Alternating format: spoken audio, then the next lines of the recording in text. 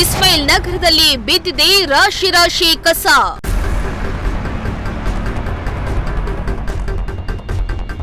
ಕಪ್ಪೆತ್ತಿರುವ ರಸ್ತೆಯಿಂದ ಸಾರ್ವಜನಿಕರಿಗೆ ಕಿರಿಕಿರಿ.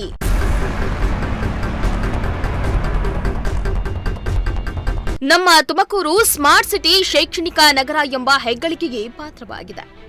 ಆದರೆ ಪಾಲಿಕೆಯ ಅಧಿಕಾರಿಗಳ ನಿರ್ಲಕ್ಷ್ಯದಿಂದಾಗಿ ನಗರದ ಸೌಂದರ್ಯ ಹಾಳಾಗ್ತಾ ಇದೆ. ನಗರಾದ್ಯಂತ ಕಸದ ಸಮಸ್ಯೆ ಇನ್ನೂ ಜೀವಂತವಾಗಿದೆ. ನಗರದ ಮೂಲೆ ಮೂಲೆಯಲ್ಲಿನ ಕಸದ ಸಮಸ್ಯೆ ಬಗ್ಗೆ ಪ್ರಜಾಶಕ್ತಿ ಟಿವಿ ಸಾಲು ಸಾಲು ವರದಿಯನ್ನ ಮಾಡ್ತಾ ಪಾಲಿಕೆ ಗಮನ ಸೆಳೆಯುವ ಪ್ರಯತ್ನವನ್ನ ಮಾಡ್ತಾ ಇದೆ.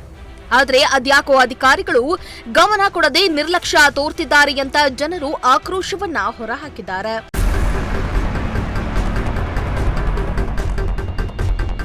ಹೌದು, ತುಮಕೂರಿನ ಸರಸ್ವತಿಪುರಂನಿಂದ ಉಪಾರಳ್ಳಿಗೆ ಸಂಪರ್ಕ ಕಲ್ಪಿಸುವ 60 ಅಡಿ ರಸ್ತೆಯಲ್ಲಿ ಕಸದ ಸಮಸ್ಯೆ ಮಾತ್ರ ದಿನದಿಂದ ದಿನಕ್ಕೆ ಹೆಚ್ಚಾಗ್ತಾನೇ ಇದೆ. ಇಸ್ಮಾಯಿಲ್ ನಗರದ ಬಳಿ 60 ಅಡಿ ರಸ್ತೆಯಲ್ಲಿ ರಾಶಿ ರಾಶಿ ಕಸ ಬಿದ್ದಿರೋದ್ರಿಂದ ಸಾರ್ವಜನಿಕರು ಓಡಾಡಲು ಕಷ್ಟಪಡುವಂತಾಗಿದೆ. ಇನ್ನು ಇಲ್ಲಿನ ಸ್ಥಳೀಯ ಜನರು ಕಸವನ್ನ ಸುರಿದು ಹೋಗ್ತಾ ಇದ್ದು ಸುತ್ತಮುತ್ತಲ ಪ್ರದೇಶ ಗಬ್ಬೆದ್ದು ನಾರುವಂತಾಗಿದೆ. ಇನ್ನು ಕಸದ ಸಮಸ್ಯೆಯಿಂದಾಗಿ ನಾಯಿ ಹಂದಿಗಳ ಕಾಟವೂ ಹೆಚ್ಚಾಗಿದೆ. ಇದರಿಂದ ಮಕ್ಕಳು ರಸ್ತೆಯಲ್ಲಿ ಓಡಾಡಲು ಭಯಪಡುವಂತಾಗಿದೆ.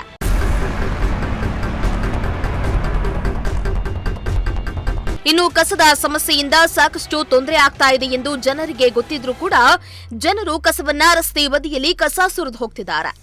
ಮನೆ ಮುಂದೆ ಕಸದ ಗಾಡಿಗಳು ಬಂದರೂ ಕೂಡ ಜನರು ಕಸದ ಗಾಡಿಗೆ ಕಸವನ್ನ ಹಾಕದೆ ರಸ್ತೆ ಬದಿಯೇ ಹಾಕ್ತಿದ್ದಾರೆ. ಇತ್ತ ರಾಶಿ ರಾಶಿ ಕಸ ಬಿದ್ದಿದ್ರೂ ಪಾಲಿಕೆ ಅಧಿಕಾರಿಗಳು ಕಸವನ್ನ ಎತ್ತುವ ಕೆಲಸ ಮಾಡ್ತಾ ಇಲ್ಲ ಅಂತ ಸಾರ್ವಜನಿಕರು ಆಕ್ರೋಶವನ್ನ ಹೊರಹಾಕಿದ್ದಾರೆ. ವೀಕ್ಷಕರೇ, ನಾವೀಗ ತುಮಕೂರಿನ ಒಂದು ಪ್ರತಿಷ್ಠಿತ ಬಡಾವಣೆ ಅಂತಾನೆ ಹೇಳಬಹುದು. ಸರಸ್ವತಿಪುರಂನಿಂದ ಹಿಡಿದು ಉಪ್ಪಾರಳ್ಳಿಗೆ ಸಂಪರ್ಕ ಕಲ್ಪಿಸುವಂತಹ ರಸ್ತೆ. ಆ ರಸ್ತೆಯ ಪಕ್ಕದಲ್ಲಿ ರಾಶಿ ರಾಶಿ ಕಸ ಯಾವ ರೀತಿ ಬಿದ್ದಿದೆಯಪ್ಪ ಅಂತಂದ್ರೆ ನೀವೇ ನೋಡ್ತಾ ಹೋಗ್ಬೋದು. ಇಲ್ಲಿ ಪ್ರತಿಯೊಂದು ರೀತಿಯ ಕಸವನ್ನು ಕೂಡ ತೆಗೆದುಕೊಂಡು ಇಲ್ಲಿ ಸ್ಥಳೀಯರು ಹಾಕ್ತಾ ಇದ್ದಾರೆ. ಆದರೆ ಇಲ್ಲಿ ಹಾಕಿರುವಂತಹ ಕಸವನ್ನ ಮಹಾನಗರ ಪಾಲಿಕೆ ಅಧಿಕಾರಿಗಳು ಗಮನಿಸಿಯೇ ಇಲ್ಲ. ಇನ್ನು ಸಿಬ್ಬಂದಿಗಳು ಪ್ರತಿನಿತ್ಯ ಇದೇ ರಸ್ತೆಯಲ್ಲಿ ಓಡಾಡಿದ್ರು ಕೂಡ ಅವರಿಗೆ ಇಲ್ಲಿರೋ ಕಸವನ್ನು ಎತ್ತಬೇಕು ಅನ್ನೋ ಜವಾಬ್ದಾರಿ ಕೂಡ ಇಲ್ಲ. ಇದರಿಂದ ಇಲ್ಲಿ ನಾಯಿಗಳ ಸಂಖ್ಯೆ ಕೂಡ ಹೆಚ್ಚಾಗಿರುವಂಥದ್ದು. ಪ್ರತಿನಿತ್ಯ ನಾಯಿಗಳು ಬಂದು ಇಲ್ಲಿರುವ ಕಸವನ್ನು ರಸ್ತೆಗೆ ಎಳಿತವೆ ಮತ್ತು ಇಲ್ಲಿ ಯಾರು ಕೂಡ ಒಬ್ಬಂಟಿಗರು ಓಡಾಡೋಕ್ಕೂ ಕೂಡ ಆಗೋದಿಲ್ಲ. ನಾಯಿಗಳು ಏಕಾಏಕಿ ದಾಳಿಯನ್ನು ಮಾಡುವಂಥದ್ದು. ನಾಯಿಗಳು ಹೆಚ್ಚಾಗೋದಕ್ಕೆ ಕಾರಣ ಇಲ್ಲಿ ಬಿದ್ದಿರುವಂತಹ ಕಸ. ಈ ಬಿದ್ದಿರುವಂತಹ ಕಸವನ್ನು ಪ್ರತಿನಿತ್ಯ ಇಲ್ಲಿಂದ ತೆರವು ಮಾಡಿದ್ರೆ ಯಾವುದೇ ರೀತಿಯ ನಾಯಿಗಳು ಇಲ್ಲಿ ಗುಂಪಾಗೋದಿಲ್ಲ, ಬಂದಂತರ ಮೇಲೆ ದಾಳಿನೂ ಕೂಡ ಮಾಡೋದಿಲ್ಲ. ಸೊ ಬನ್ನಿದ್ರ ಜೊತೆ ನಾವು ಇಲ್ಲಿ ಸ್ಥಳೀಯರಿದ್ದಾರೆ, ಅವ್ರನ್ನ ಮಾತಾಡಿಸ್ತಾ ಹೋಗೋಣ. ಇಲ್ಲಿ ಪ್ರತಿನಿತ್ಯ ಕಸವನ್ನ ತೆರವು ಮಾಡ್ತಾರಾ ಇಲ್ವಾ, ಪಾಲಿಕೆ ಸಿಬ್ಬಂದಿ ಎಷ್ಟು ದಿನಗಳಿಗೆ ಒಮ್ಮೆ ಬರ್ತಾರೆ, ಇಲ್ಲಿ ನಾಯಿಗಳ ಕಾಟ ಯಾವ ರೀತಿ ಇದೆ ಅಂತ ಹೇಳ್ಬಿಟ್ಟು ಅವರಿಂದನೇ ತಿಳ್ಕೊಳ್ಳೋಣ ಬನ್ನಿ. ಸರ್, ಇಲ್ಲಿ ಪ್ರತಿನಿತ್ಯ ಕಸ ತೆಗಿತಾರಾ ಇಲ್ವಾ ಸರ್? ಇಲ್ಲಿ ಸರ್ ಪ್ರತಿದಿನ ತೆಗಿತಾರೆ. ಬಟ್ ಏನಂದರೆ ಜನಗಳದ್ದು ಸ್ವಲ್ಪ ಇಲ್ಲಿ ತಪ್ಪಿದೆ. ಯಾಕಂದರೆ ಅವರು ಸ್ವಲ್ಪ ಸಪೋರ್ಟ್ ಮಾಡಿದ್ರೆ ಪೌರ ಕಾರ್ಮಿಕರಿಗೆ ಒಂದು ಒಳ್ಳೆ ಇದಾಗುತ್ತೆ. ಬಟ್ ಜನಗಳು ಡೈಲಿ ತಂದಾಕ್ತಾರೆ. ಅದನ್ನ ಒಂದ್ಸತಿ ತುಮಕೂರು ಮಹಾನಗರ ಪಾಲಿಕೆ ಅವ್ರು ಏನು ಮಾಡಬೇಕು ಅಂದರೆ ಸರ್ ಸ್ಟ್ರಿಕ್ಟಾಗಿ ಇದು ಮಾಡಬೇಕು. ಅಂದರೆ ಇಲ್ಲಿ ಕಸ ಹಾಕಬೇಡಿ ಅಂತ ಒಂದು ಬೋರ್ಡ್ ಹಾಕಿ ಇನ್ನು ಒಂದ್ಸತಿ ನೀಟಾಗಿ ಕ್ಲೀನ್ ಮಾಡಿಬಿಟ್ಟು ಮಾಡಿದ್ರೆ ಇದಾಗುತ್ತೆ. ಆಮೇಲೆ ನಾಯಿಗಳು ಕಾಟ ಕೂಡ ತುಂಬ ಜಾಸ್ತಿ ಆಗಿದೆ. ಹ್ಞೂ ಸರ್, ಇಲ್ಲಿ ಕಸದಲ್ಲಿ ಅನ್ನ ಹಾಕ್ತಾರೆ ಮತ್ತು ಇನ್ನೂ ಮಾಂಸದ್ದು ಅವು ಇವುದೆಲ್ಲ ಹಾಕಿದಾಗ ಆಟೋಮೆಟಿಕಲಿ ಬಂದೇ ಬರ್ತವೆ. ನೋಡಿ, ಇಲ್ಲಿ ಎಂಥ ಒಣಗೆ ಮರ ಇದೆ, ಒಳ್ಳೆ ಗಾಳಿ ಬರುತ್ತಂತ ಯಾರೋ ಜನ ಬರ್ತಾರೆ ನೋಡಿ, ಪಕ್ಕದಲ್ಲಿ ಇಂಥ ದುರ್ವಾಸನೆ ಬರೋವಂಥ ಕಾರ್ಯಗಳು ಆಗ್ತಾಯಿದೆ. ಮಹಾನಗರ ಪಾಲಿಕೆಯವರು ಸ್ವಲ್ಪ ಇದಕ್ಕೆ ಜಾಸ್ತಿ ಒತ್ತು ಕೊಟ್ಟು ಈ ಕಸಗಳನ್ನ ವಿಲೇವಾರಿ ಮಾಡಿದ್ರೆ ನಾಯಿಗಳು ಜಾಸ್ತಿ ಆಗಲ್ಲ. ನಾಯಿಗಳಿಂದ ಮಕ್ಕಳಿಗೆ ಬೇರೆ ಅವ್ರಿಗೆ ಯಾರಾದರೂ ಕಚ್ಚೋವಂತಹ ಕೇಸ್ಗಳು ಕಮ್ಮಿ ಆಗ್ತವೆ. ಸ್ಮಾರ್ಟ್ ಸಿಟಿನ ಇನ್ನೂ ತುಂಬ ಚೆನ್ನಾಗಿ ನೋಡ್ಕೊಬೇಕನ್ನೋದು ಮಹಾನಗರ ಪಾಲಿಕೆಯ ಜವಾಬ್ದಾರಿ ಇರುತ್ತೆ. ಅಧಿಕಾರಿಗಳು ಮತ್ತು ಪೌರ ಕಾರ್ಮಿಕರು, ದೆಪೆದಾರಗಳು ಎಲ್ಲರೂ ಸ್ವಲ್ಪ ಜವಾಬ್ದಾರಿಯಿಂದ ಕೆಲಸ ಮಾಡಿದ್ರೆ ಖಂಡಿತವಾಗಿಯೂ ತುಮಕೂರು ಒಳ್ಳೆಯ ಹಸಿರು ಕಲ್ಪತರು ನಾಡಾಗುತ್ತೆ ಅನ್ನೋದು ನಮ್ಮ ಒಂದು ಬಯಕೆ. ಸರ್ ಸುಮನ್ ಅಂತ, ಮಳ್ಳೂರು ದಿನ 29ನೇ ವಾರ್ಡು.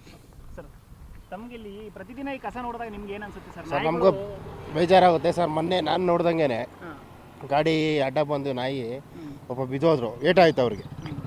ಸಖತ್ ತೊಂದರೆ ಇದೆ ಸರ್. ತೊಂದರೆ ಅಂದರೆ ಅಕ್ಕಪಕ್ಕದವ್ರಿಗೂ ಪಾಪ ಸ್ಮೆಲ್ಲು ಅದು ಇದು ಬಂದು ಬರೋ ಕಾಯಿಲೆಗಳು ಜಾಸ್ತಿ ಇರುತ್ತೆ.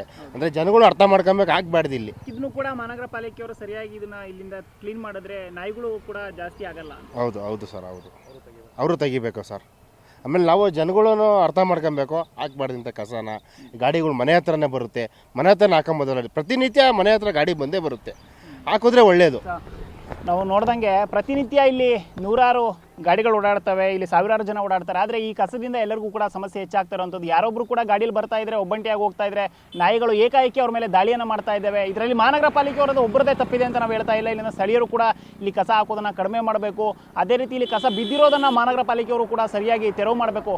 ನೀವೇ ನೋಡಿ, ಅಲ್ಲಿ ಆ ನಾಯಿಗಳಿವೆ. ಯಾವಾದ್ರೂ ಕೂಡ ವಾಹನಗಳು ಬಂತು ಅಂತಂದರೆ ಆ ನಾಯಿಗಳು ಅಡ್ಡಕ್ಕೆ ಬರ್ತವೆ, ಅವ್ರ ಮೇಲೆ ದಾಳಿ ಮಾಡೋದಕ್ಕೆ ಶುರು ಮಾಡ್ತವೆ. ಈ ರೀತಿಯ ಪ್ರಕರಣಗಳು ಇಲ್ಲಿ ತುಂಬ ಜಾಸ್ತಿ ಆಗ್ತಾ ಇದ್ದಾವೆ. ಮಹಾನಗರ ಪಾಲಿಕೆಯ ಗಾಡಿಗಳು ಕೂಡ ಇಲ್ಲಿ ಓಡಾಡ್ತಾ ಇರ್ತವೆ. ಆದರೂ ಕೂಡ ಅವರು ಇಲ್ಲಿರುವಂಥ ಕಸವನ್ನು ತೆರವು ಮಾಡ್ತಾ ಇಲ್ಲ. ಇಲ್ಲಿ ನಾಯಿಗಳ ಕಾಟ ಯಥೇಚ್ಛಾಗ್ತಾ ಇರುವಂಥದ್ದು. ಅದರಂತೆ ನೀವು ಪಕ್ಕದಲ್ಲಿ ಕಸಕ್ಕೆ ಅವರು ಬೆಂಕಿಯನ್ನು ಕೂಡ ಇಟ್ಟಿರುವಂಥದ್ದು ನೀವೇ ನೋಡ್ತಾ ಹೋಗ್ಬೋದು. ಇದರಿಂದ ಮಾಲಿನ್ಯ ಕೂಡ ಜಾಸ್ತಿ ಆಗ್ತಾ ಇದೆ.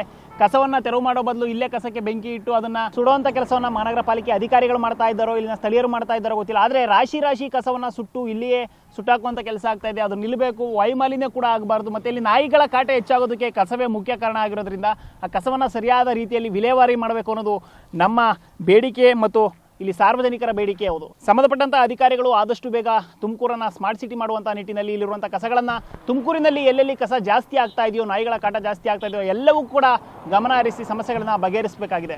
ಕ್ಯಾಮ್ರಾ ಪರ್ಸನ್ ರಾಕೇಶ್ ಜೊತೆ ಪುನೀತ್, ಪ್ರಜಾಶಕ್ತಿ ಟಿವಿ, ತುಮಕೂರು. ಅದೇನೇ ಆಗ್ಲಿ, ರಾಶಿ ಕಸ ಬಿದ್ದು ಆ ಕಸದಿಂದ ನಾಯಿಗಳ ಕಾಟ ಹಾಗೂ ಹಂದಿಗಳ ಕಾಟ ಹೆಚ್ಚಾಗಿದೆ. ಪಾಲಿಕೆ ಸಿಬ್ಬಂದಿಗಳು ಕಸವನ್ನ ಎತ್ತದಿರೋದು ಮಾತ್ರ ದುರಂತವೇ ಸರಿ.